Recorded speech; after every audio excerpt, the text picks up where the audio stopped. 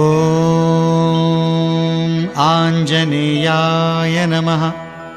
ॐ महावीराय नमः। ॐ हनुमते नमः।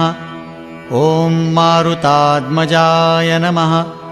ॐ तत्त्वज्ञानप्रदाय नमः।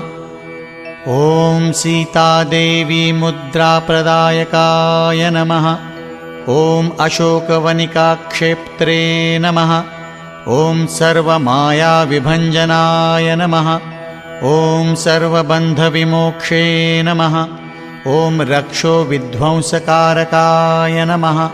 ॐ परविद्याप्रदाय नमः।